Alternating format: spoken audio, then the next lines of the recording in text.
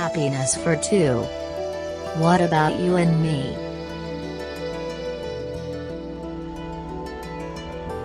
To love oneself, shouldn't one begin by finding one's own unity and loving oneself? So what if I found myself before I found the other one?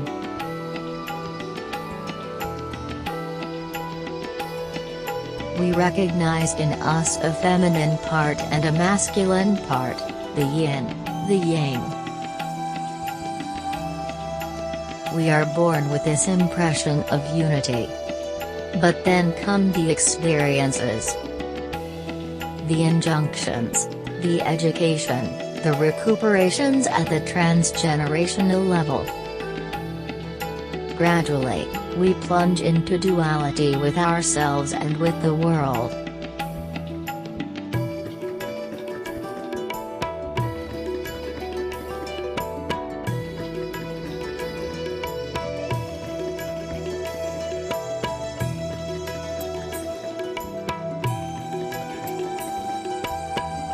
It is, however, by accepting to free ourselves from our sufferings, our fears, our armors that we will be able to meet the other. The couple often reveals and awakens the wounds, the abandonments, the failures, the scars, old programs, old traumas that we carry.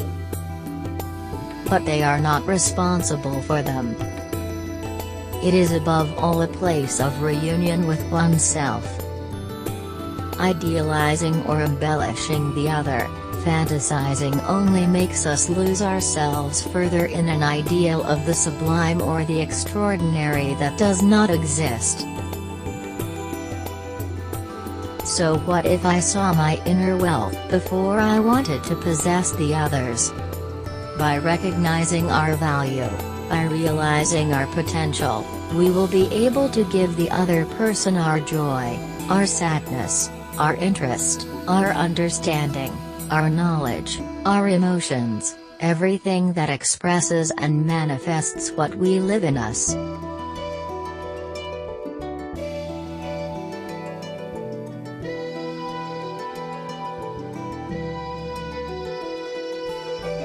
In this way, we enrich the other without looking for a return.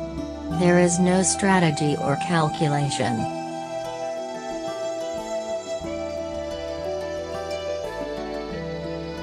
Healthy competition can then move forward because it is linked to our own challenge of personal growth.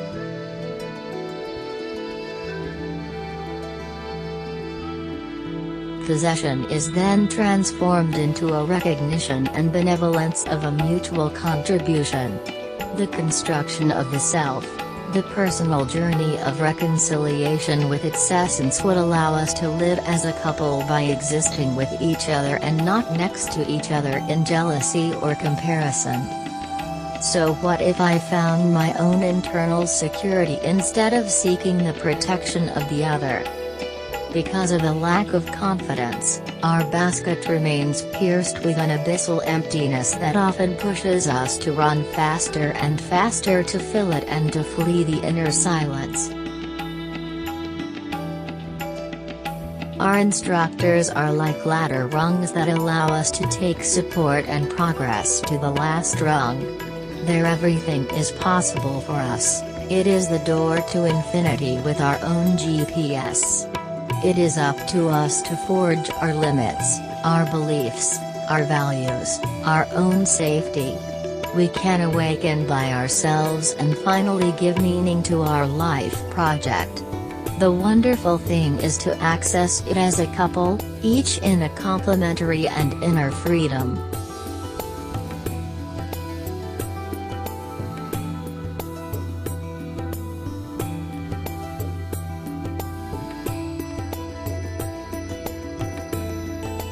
In order to love each other, shouldn't we maintain our relationship by communicating, renewing our projects, building?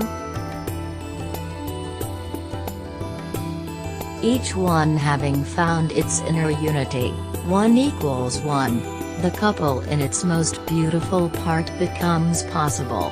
1 + 1 = 3. The couple allows them to explore new possibilities of development. It is a cradle of creativity. Everyone can bring their ingredients, their toolbox to imagine new recipes, build new projects. This creative energy, which is the driving force behind the couple, must be constantly fed. Love needs fuel, it needs projects, in the short, medium and long term. It is a co-construction, a co-creation. To love each other as a couple, is it not to recognize a part of the divine in oneself and in the other? When the bases of this co-construction are well established, the couple can reach a higher level, that of the divine and of spirituality, that of this universal love. When a person sees the love of the divine in his spouse, all possessiveness and selfishness disappears. The miracle is love. It makes us better. It is a grace to love. The world is more beautiful with the other. What then remains to be overcome is attachment. If our security depends on someone else, we are in extreme danger, because the other is changeable and can surprise us. Our work to love each other is to thwart this pattern by first meeting ourselves with our pure and universal consciousness. Recognizing our personality and embracing the outer and inner truth.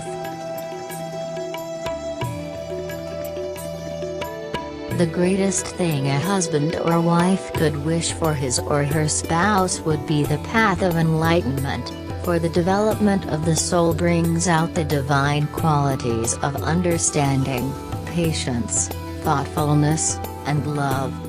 The love of the couple would thus be transcended in the love of the divine.